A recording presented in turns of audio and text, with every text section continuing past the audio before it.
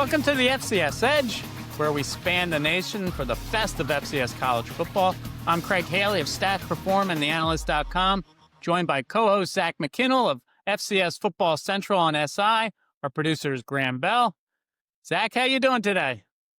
Good, man. Good. I'm excited to talk about some FCS football. It was an insane weekend. We thought that Montana State, South Dakota State was just going to be the headliner, but we have a ton to talk about, man. I can't wait to break it all down. We will. We will look back to week 2. We will preview this week, week 3, with our Pick Ems. We even have a special guest, Coach Travis Bush of UTRGV, Texas Rio Grande Valley, a new startup program in the FCS. They are 2-0. Tremendous to have Coach Bush on the show. All right, let's get right to it, Zach. Last Saturday's game of the week exceeded expectations. South Dakota State, number 2, goes on the road, wins 30-24 in overtime, double overtime over number 3 Montana State. Chase Mason with the 25-yard touchdown pass to Braden Delahoy on the first play of the second overtime. They held on. Wow, tell us about this game. Man, I was so impressed.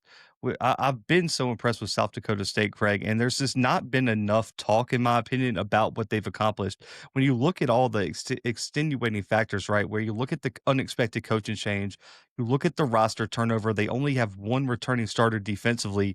Now, there's a lot of continuity in terms of backup stepping up, Craig, but they lose a teammate late in the preseason, and this team has still delivered 2 outstanding performances. I don't think people understand how hard it is to go on the road to Bozeman for the goal rush game and do what they did. And you look at the defense making that 4th down stop. It just is all culminated in this team shining, and I think this could be a special year for them. I thought Chase Mason made some outstanding throws down the stretch. That one over the middle was beautiful, and I've heard some chatter about that should be a throw that every quarterback should be able to make. They should, but not every quarterback can make that throw, Craig. At the end of the day, that was an amazing catch, and I was so impressed with Lofton Ogroski. We questioned who was going to step up at wide receiver 1 for the Jacks. He's kind of on this Griffin Wilde trajectory here, where that was kind of his breakout performance, and I think he offers some things that even Wilde might not have been able to give them. And I look at Montana State; they're fine, Craig. And I know we're going to talk about panic buttons for some other teams, but don't hit the panic button if you're Montana State. I saw a lot of good out of them too, missing some defensive starters. Their defense, I thought, played well, and I just think at the end of the day, these type of games, Craig, when it's 2 elite teams, it comes down to 1 or 2 plays, and those were the 1 or 2 plays that South Dakota State was able to make that Montana State could not. Yeah, Zach, I think that this is kind of a game where really almost neither team you want to see come away with a loss, just because it was that competitive. It comes down to a couple inches on that final carry and by Montana State and the stop by South Dakota State. I wondered with the Bobcats, they had Tommy Malott for so long. Last year he wins the Walter Payton Award. He was spectacular. Justin Lamson has stepped in. He's been very good. He hasn't been great like a Tommy Malott. How big does that factor in here with their offense? Because they're not running as well as we probably expected. I think Lampson's been okay as a passer, Craig. The one concern, and maybe I think it's more offensive scheme more so than maybe Lampson not be able to make them, is I think we saw a shift in offensive scheme with a new OC, and also too, Lampson is a different type of runner than Tommy. Lampson's not the guy who's going to go just take someone's soul out in the open field and juke and spin them and beat DBs to outrun DBs angles.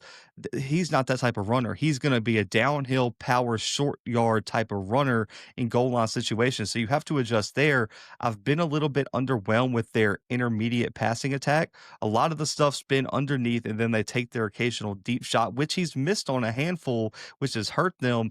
The one thing that I think they're really missing from Tommy right now, and I even think a little bit of Scott Ray Humphrey, Craig, I don't know if this Montana State team is as explosive as last year's or the previous few teams have been. You're talking about a team, Craig, that was averaging 8-9 yards per play, per rush the past few years. I don't know if that's their identity anymore. I think I look at Adam Jones. He's probably their one explosive playmaker. I think Taco Dowler's good, but Craig, at the end of the day, he's just one guy, and he's not a receiver that's going to go win one-on-one battles. He's an efficient surgical route runner, But if he's doubled, Craig, you can't throw it in double coverage and expect Taco Dowler to beat a DB one-on-one. That's not his game. And I think Julius Davis is more of a power back. He has some explosiveness, but I don't think that's what they're going to ask him to do. I just think it's a shift in offensive mentality for the Bobcats, but they're going to have to show that they can generate some explosive plays against elite defenses. And that's what I want to see down the stretch. They're going to be able to do it against some of their overmatched opponents. You look at like the Portland States, the Idaho States, etc. But can they do it when they get into the playoffs against a North Dakota State, a South Dakota State, or whoever else you want to throw in that category? Can they be as explosive offensively as they were the previous 3-4 years with melodic quarterback? Well, Tarleton State obviously is the first 3-0 team in the FCS in Division One. They've leaped over Montana State. They're now number 3 in our Stats Perform FCS Top 25 poll. The Bobcats, are still at 4, but they're 0-2. We know the Bobcats are going to put it together. Their offense will start to get a little bit more of a roll, but they probably don't have to push the panic button. Of course, it's the Bobcats. Who do you think maybe a top 25 team that would you say has to resist the panic button right now? Ooh, resist the panic button. That's tough because I could think of a few teams that probably should hit it, Craig, and they probably need to buy one immediately. I mean, I think I look at a team even.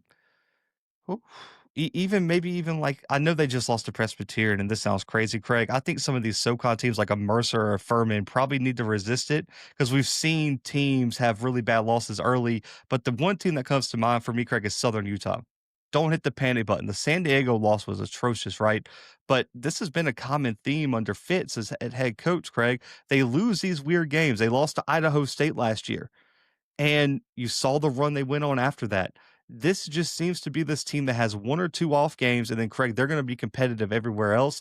It still would not surprise me to see Southern Utah make a run in the UAC and potentially get in that second, third place spot. Now, the one question I do have, Craig, is what does that San Diego loss do to their playoff resume? Last year, that win against the loss against Idaho State kept them out of the playoffs, in my opinion, and let a team like Tennessee State sneak in. Does the San Diego loss keep them one game out once again? I don't know, but with the UAC being so tough, their room for error has shrunk, but it's too early to hit the panic button, in my opinion, for the Thunderbirds. Well, UAC is awful tough. I mean, now you even have a West Georgia, ranked in our poll for the first time, number 25. 4 teams out of UAC are in the poll. You add in the Big Sky, the Missouri Valley, the CAA, and the UCA. That's 4 conferences that have 20 of the 25 spots in the top 25 poll this week. You're right. I mean, the UAC goes awful deep. You mentioned the SoCon. They are not in the top 25 poll this week.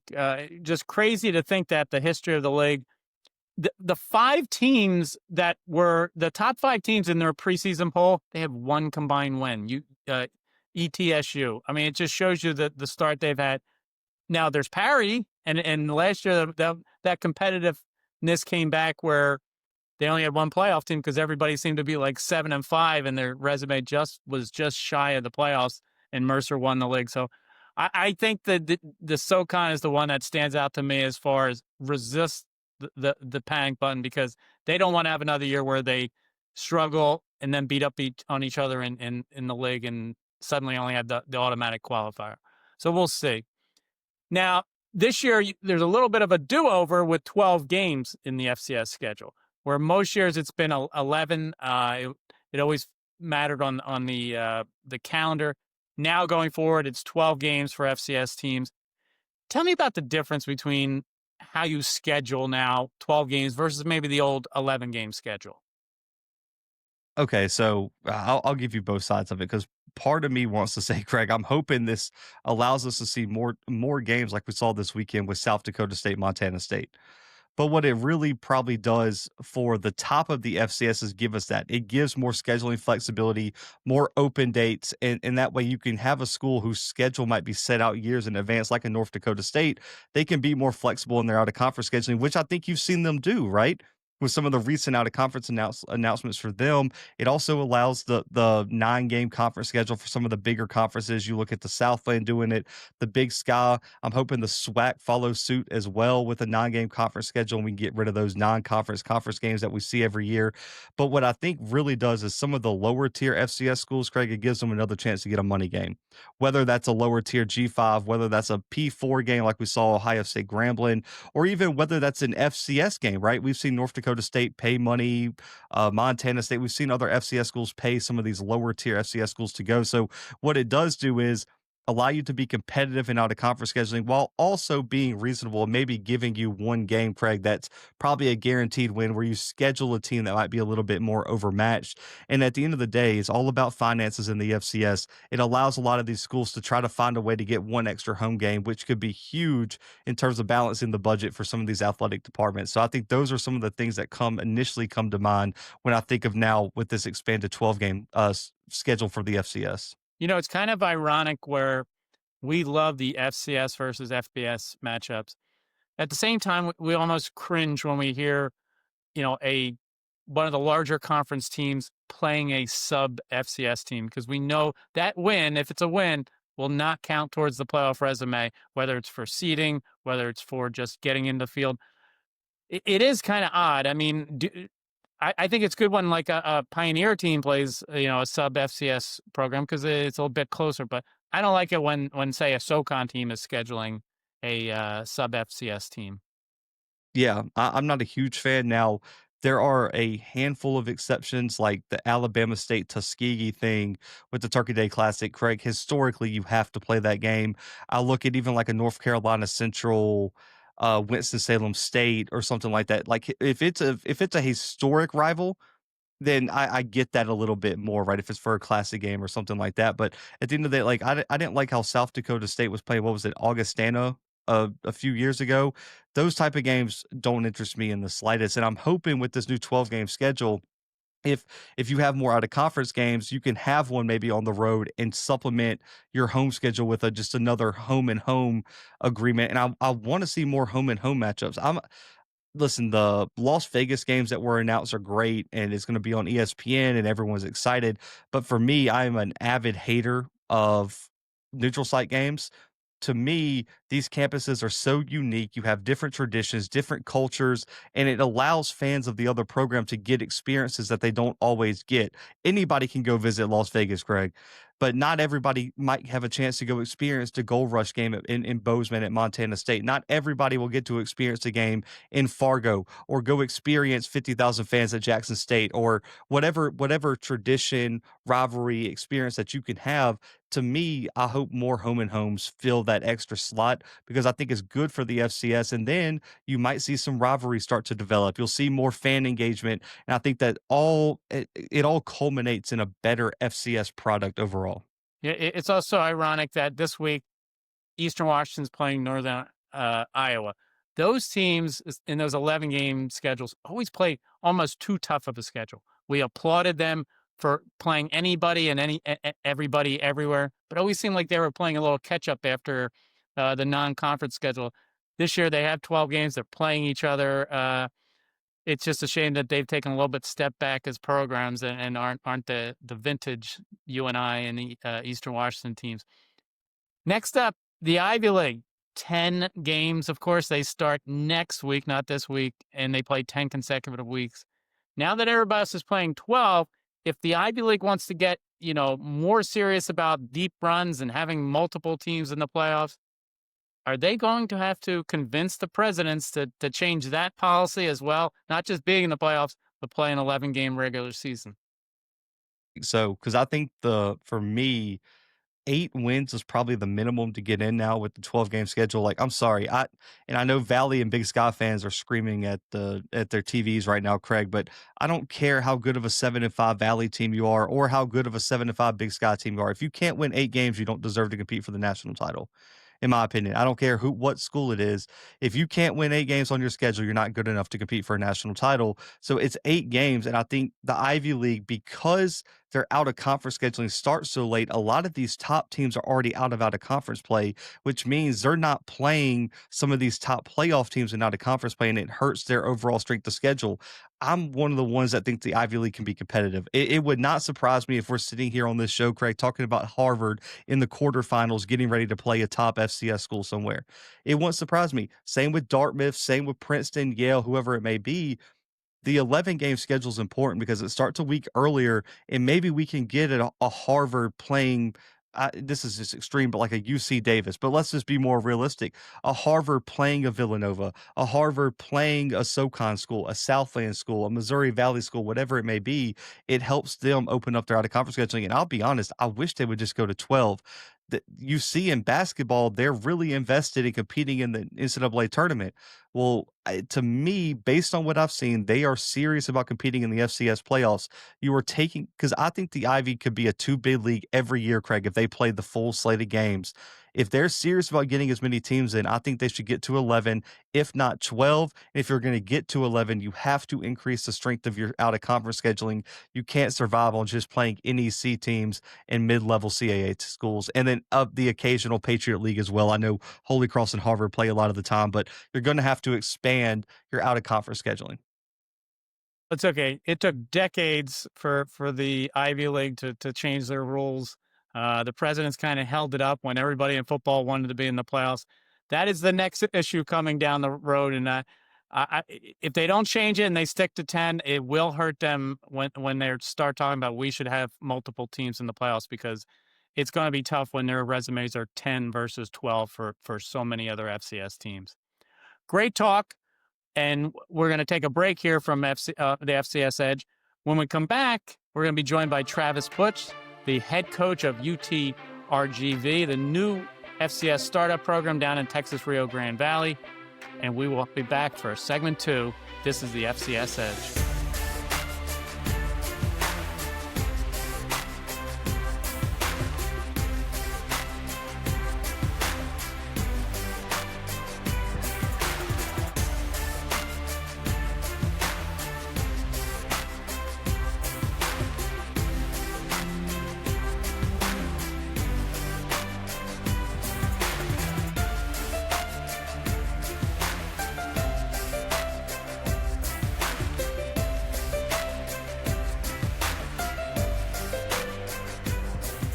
Welcome back to the FCS Edge. Zach and I are joined by a special guest, Travis Butch, the head coach of the first-year FCS program, UTRGV, University of Texas Rio Grande Valley. The Vaqueros are 2-0 to start out of the Southland Conference with a 66-0 win over Sul Ross State and a 27-21 win at Prairie View A&M. This Saturday, it's Langston visiting UTRGV. Coach, how you doing today? Good, doing great. Appreciate you guys. Thanks for the time. Sure. Well, tremendous start. I mean, obviously, the school announced plans to have a team in 2021. It hired you in December 2022. Can you talk about that build up to this year? You know, the inaugural season.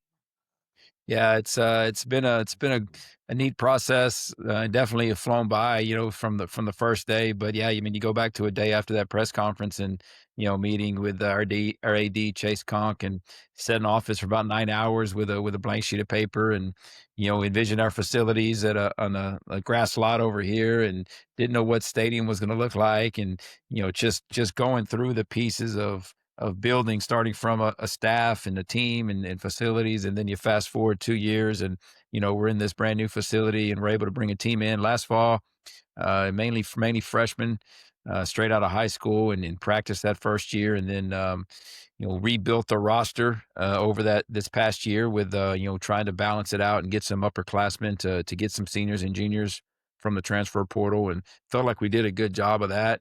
We met our goal at least. And then now it's just finally kicking off and getting in ball games. And of course, Vaqueros Stadium is maybe one of the best places in this conference, if not the best, and great atmosphere. But everything that has been talked about and seen down here in the Rio Grande Valley for 2 years or over 2 years, as far as the support and the excitement, all that just came to fruition last Saturday at Vaqueros Stadium with, games are sold out and just the packed house and great environment. So excited to be back on the field. Obviously couldn't ask for a better start right now. Proud of the way our guys have, as a head coach, week one, just curious to see what we look like. We practiced for a year, didn't know what we'd look like. Curious to see how we played. We played well. We executed well for our first ball game. Was really excited about that. And then to go on the road again was just curious.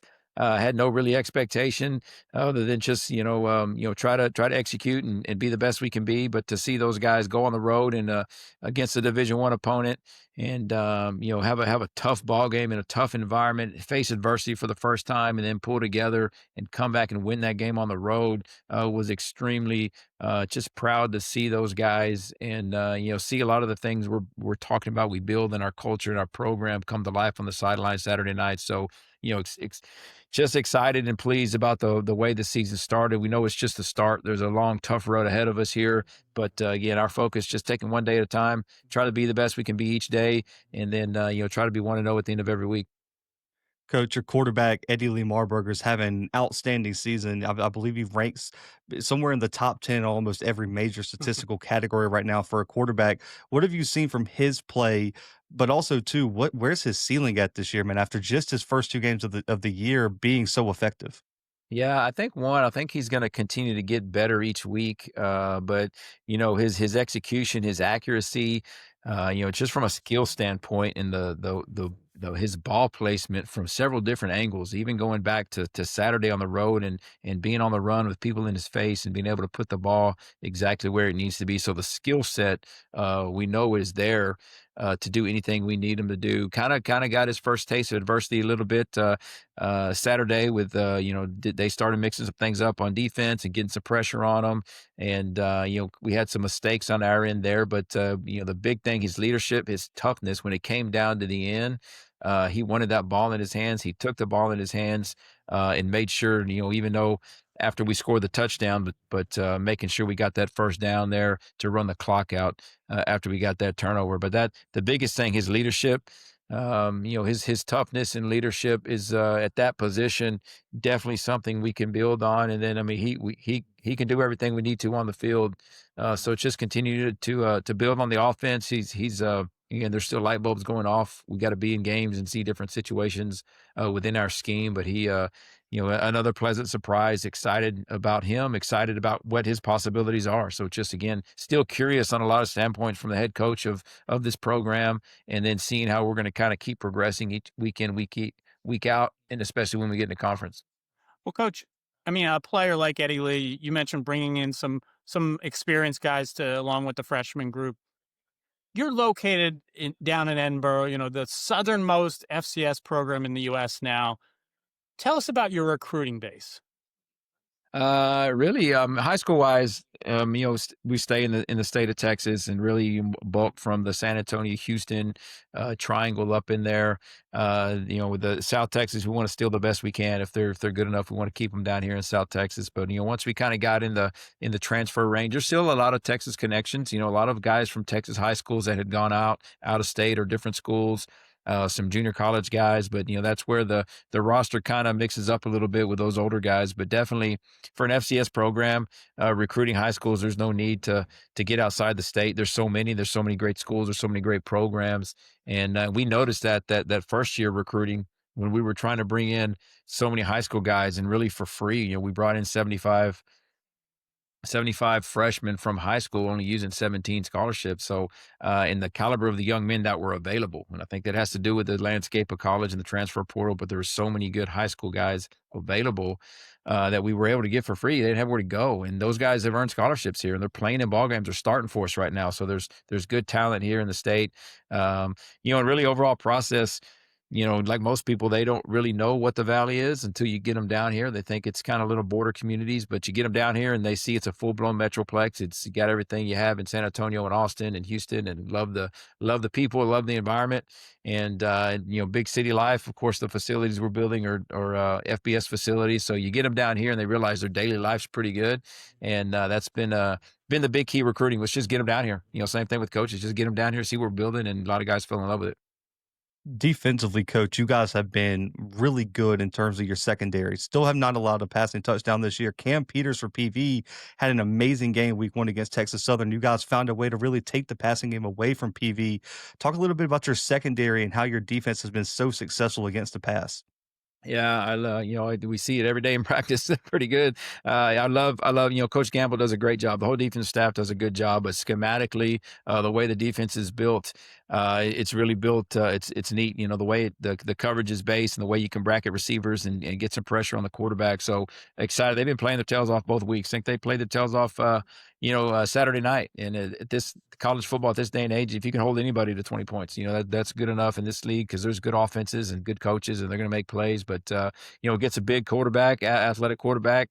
And then they're good. They made some plays too, but defensively, secondary, they work their tails off. And again, week in, week out, there's a lot of guys that rotate through there. But the leadership, bringing those older guys in, Logic Hudgens and Blackwell there on the outside, and of course TJ Neal and Marcus Hurd and the safeties that roll in there, and Elijah Prosser. He's one of those freshman walk-ons that showed up and earned a scholarship. He's one of our best defensive players. But love the scheme, love the way the guys are coached and the mentality they work each day. Zach and I are visiting with Coach Travis Bush of UTRGV. Coach, you talked about the Texas recruiting. I mean, your background's in Texas football, and also being a part of the Texas San Antonio program when that was a startup. I mean, what did you draw off that experience here down in Edinburgh?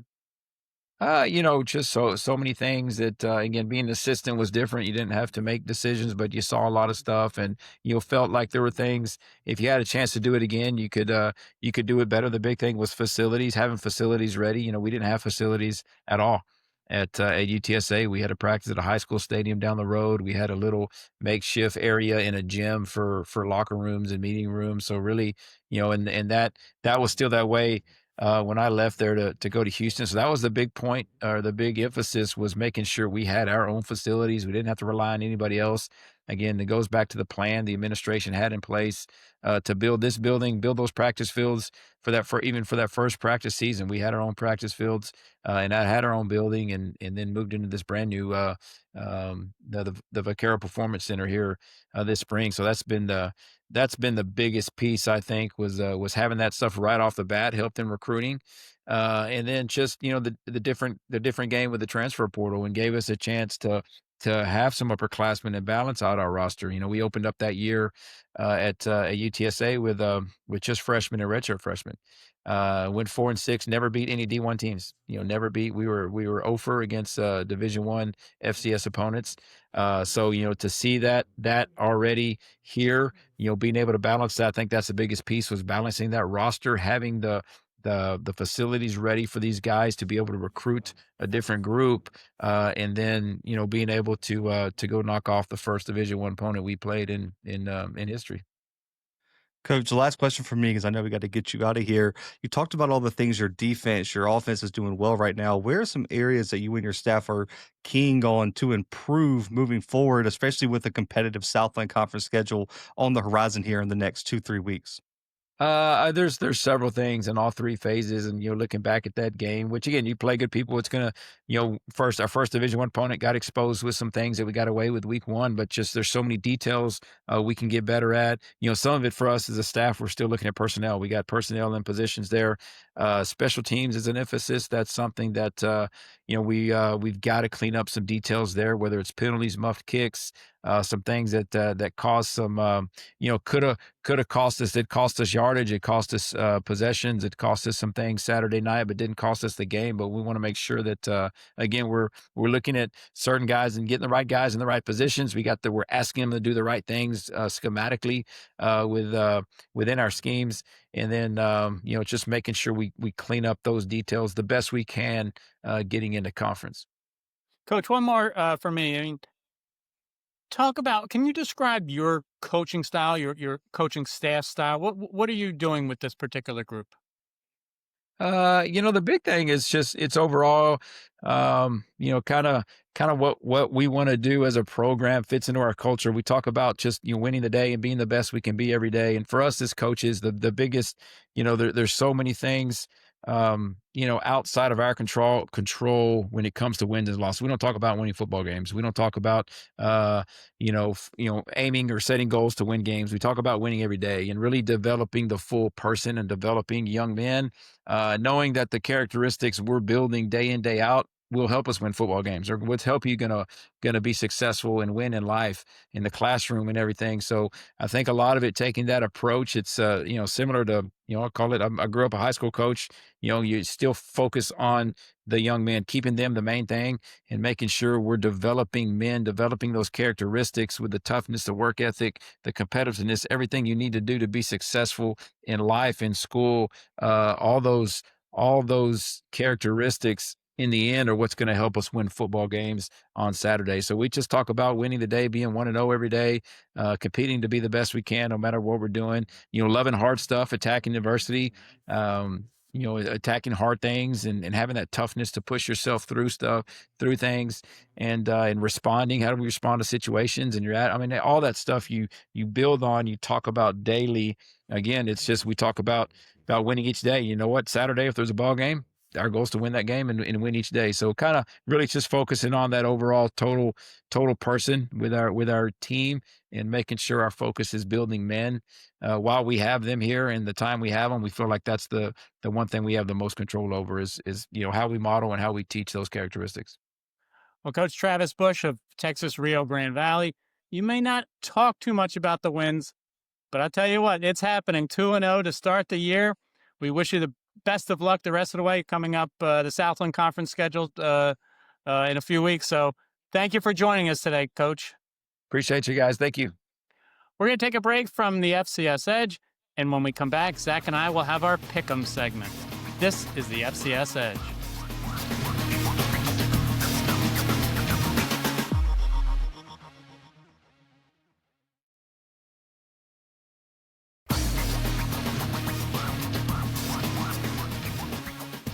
Welcome back to the FCS Edge. Zach and I always pick really close games here in the Pick 'em segment 3. And once again, we are just going to have a tough time going either way on some of these games. So let's start with the Stats Reform game of the week. Number 16, North Dakota at number 5, Montana. It's a ranked versus ranked game within Washington Grizzlies Stadium, the mecca of FCS football. Last year, North Dakota scored the final 20 points to pull out a 27-24 win. Can they do it here on the road?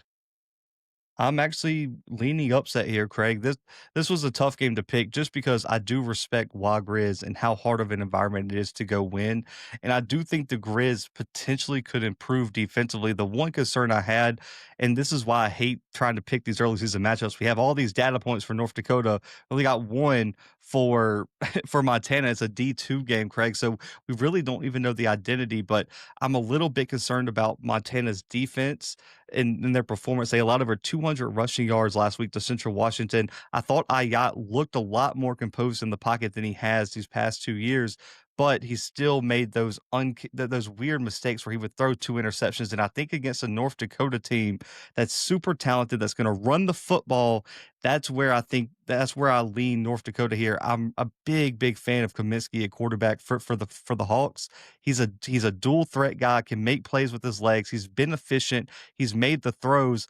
The one concern I have for both these teams, Craig, is we haven't really seen a top outside wide receiver emerge for either one. Now, Michael Wortham is just a freak athlete for the Grizz, but he's not an outside wide receiver, right? You're going to put him in the slot. You're going to use him a bunch of different ways. Who's the guys on the outside that can make a play? You have a running back leading North Dakota in receiving right now. So that's got to be figured out. But I just trust right now the 2 run games are going to be electric. Eli Gilman was amazing last week, Craig. But I think the Hawks find a way to get it done on the road in a big upset. I'm really high on Kaminsky and this Hawks team. Well, Jerry Kaminsky is leading the team in rushing, but they have all these running backs, like a trio that they can turn to. I think that's where they kind of change it up this week. They need to just pound the run and spread out the carries, not just rely on Jerry Kaminsky so much. Their history is not good, UND going on the road. I mean, they seem to lose too often. I think it's 12 out of their last 13, always against good opponents, by the way. But I do like that, this is the 40th season for Montana inside Grizz. They win like 86.5% of the time. I mean, I just think that crowd might be a difference maker. I'm going to go with the Grizz at home on this one. Great game. Now, we may only have the one ranked versus ranking, but we have a lot of ranked teams playing others who are receiving votes. This would be one, number 17, Southern Illinois, going to UT Martin. Just been a fabulous programs in recent years. I'm going to go with UTM. I think when we talked panic button in the first segment, you could throw UT Martin in there because here they are 0-2 off of 2 FBS losses. They have staring at another one against a Missouri State team that comes off a big win over Marshall. Here's a tough game. You don't want to find yourself 0-4 and then playing Southeast Missouri, going on the road to Lindenwood to start your Big South OVC schedule. I just think their backs are against the wall. I'm going to go with UT Martin.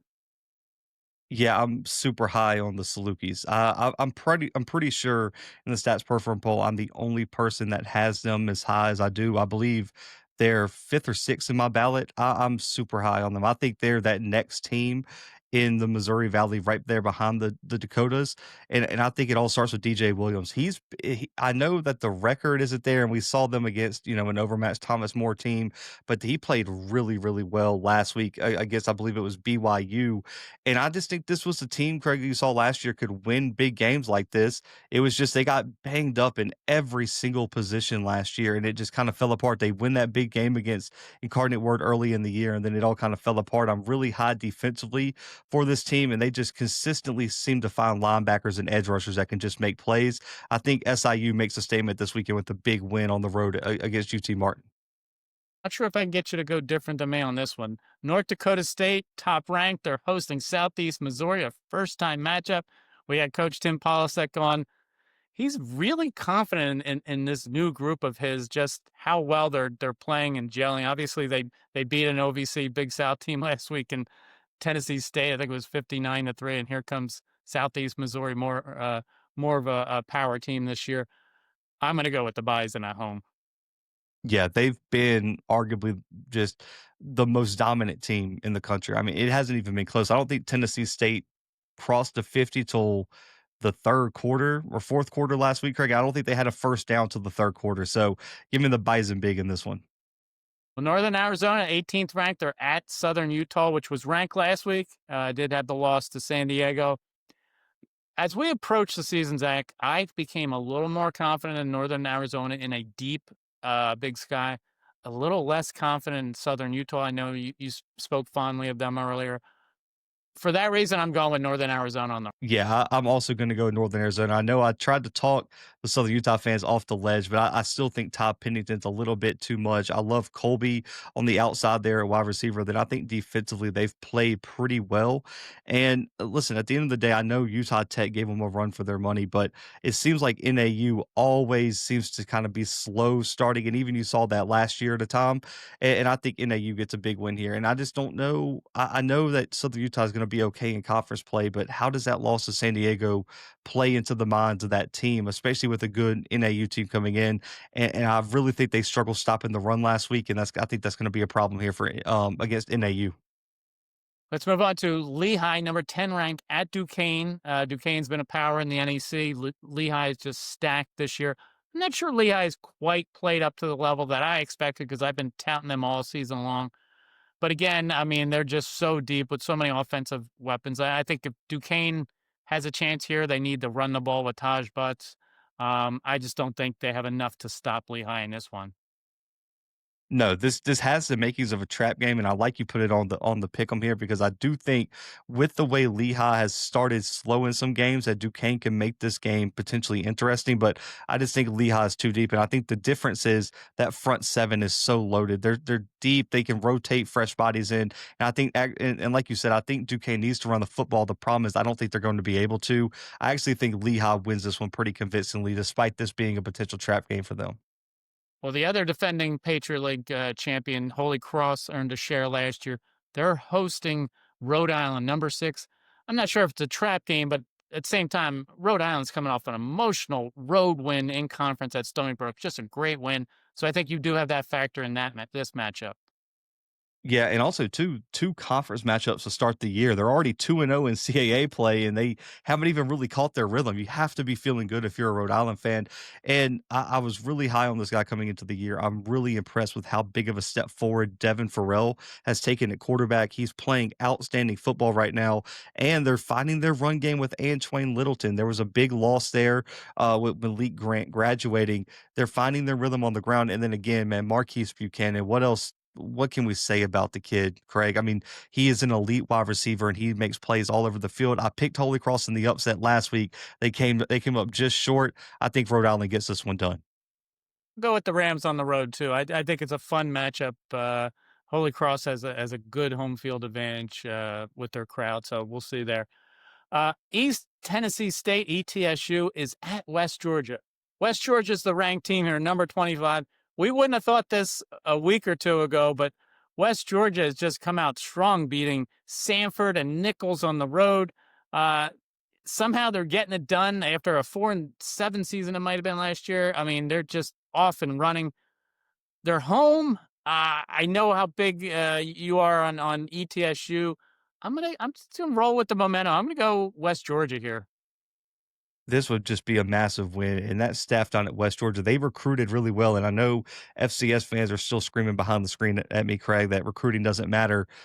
Go ahead and look at this roster and tell me recruiting doesn't matter, because a lot of these kids should not be playing FCS football. And they went in the state of Georgia and really did some work on the recruiting trial. Look at a guy like TJ Lester at running back, who's a I believe he's a true freshman, had like 30 rushing touchdowns last year, Craig, and he had 2 big rushing touchdowns last week for the Wolves. But I'm still going to lean ETSU, man. Like I said, I'm not going to break this all the way down. We had a whole preview episode where I broke down why I really liked ETSU. Devontae Houston and this team can run the football really well, and I think they're going to try to exploit that for West Georgia. And I think Davin Winder's probably the X factor here for West Georgia. He's got to play a little bit more efficiently at quarterback than he did last week against a really good Nichols defense, but they were able to run for like 350 yards. I'm going ETSU, but I still think West Georgia keeps it competitive. Do you think ETSU should stick with the 2 quarterbacks? Um, I personally know. For me, just watching it, I think Cade's been a little bit more consistent as a overall quarterback. Craig, I would give him the majority of the snaps. If you still want to have packages for Chriswell, that's fine, right? Because the key to a 2 quarterback system is I don't want a quarterback that I bring in and you know what I'm running. Chriswell has enough passing ability where you can bring him in and be creative, but I still think Cade is the guy in my opinion, and I would hope that he gets a majority of the snaps this weekend. We got one more game. We talked earlier about Tarleton State 3-0. They're up to number 3 in our stats perform top 25. They're on the road at Central Arkansas. It's a UIC matchup. They've won the 3 meetings this decade. Their turnover margin is outrageous. It's plus 11 to start the year. I just think the Texans get it done on the road. Yeah, I do too. I think there's too many question marks for Central Arkansas. Now, the only thing I'm a little bit worried about, Craig, is this is kind of about the spot last year when everybody was hyping up Central Arkansas. They ran into Abilene Christian out of nowhere. It just has that feeling that this could be the trap game on the road, right? With how competitive the UAC's been. But I think Victor Gabales has found his rhythm a little bit. 8 touchdowns, 0 picks. The biggest criticism we both had on him was you have to protect the football. He's done an excellent job of that. And you look at their rushing attack with Trey Page and Caleb Lewis, that they've just been outstanding. Cody Jackson's been good. And defensively, Craig, they've rotated about 30 players every single game, getting like 10 plus snaps, which is outrageous for an FCS program. And sneakily enough, I think Cassius Kearns, who was a preseason All-American, is putting himself together a year. And we haven't had a DB win the Butt Buchanan, Craig. But one time back in, 14 interceptions that year was just insane for Rasheem Mathis. I don't know if he's going to do that, but I still think Kearns is putting himself in the early Butt Buchanan conversation with his performance. Already 3 picks this year and played really well on a really good Tarleton team. He has a fumble recovery too. He has 4 takeaways in 3 games. Kearns is off to a great start. Now, as I count them up here, I see you picked every road team except for North Dakota State. I gotta say, I'm surprised you didn't pick SEMO to go into the Fargo Dome and leave with a win. Be honest, I was a little the Montana North Dakota game really tore me just because, like you said, that home. There's a handful of home environments in the FCS that's really hard to pick against, and that Montana game is one of them. And like you said, it's a dangerous thing because this could be the trap week, and we know how hard it is to go win on the road. But I'm going to stick with what I got here, man. And I think we're going to see some road dogs this week make some waves. Give your cell number to any Grizz fans. There you go. I need that. Well, that's one of the big matchups of the week. Our Stats Reform FCS game of the week is North Dakota at Montana. As you see here this week, there are just fun matchups all around. What are you most looking forward to? Man, I'm hoping for some help for my top 25 ballot. I'd really appreciate no big upsets. I don't need Presbyterian to continue to just catch SoCon teams walking in the alley and take them out. I need a little bit of calmness, Craig. There's been so much chaos that I'm looking at my ballot and I'm like, still don't know anything about this school. This school looks pretty good, but hasn't played anybody. This school has played 2 top FBS schools. I just need a little bit of the calmness, but I think this is a week we learn a lot, man. There's not as many FBS matchups, Craig. There's a lot more FCS versus FCS. There's going to be a lot of learning lessons. And like you said, even though there's only one ranked matchup, there's so many matchups we could have added to this pick 'em chart that really are going to have a widespread impact on not just top 25, but conference title races and the playoff picture and the massive playoff bubble, which the Ivy League has just consistently crowded now that we added them to the mix. Well, hopefully this week, this time next week, we will be getting more answers than questions because this week is quite telling in the FCS. Well, we'd like to thank you, the listener and viewer, for watching and listening to the FCS Edge. We'd like to thank Graham Bell, our producer, for putting this all together for Zach and I. We hope you enjoy the games. We know it's a terrific schedule, and we hope to talk to you again next week on the FCS Edge.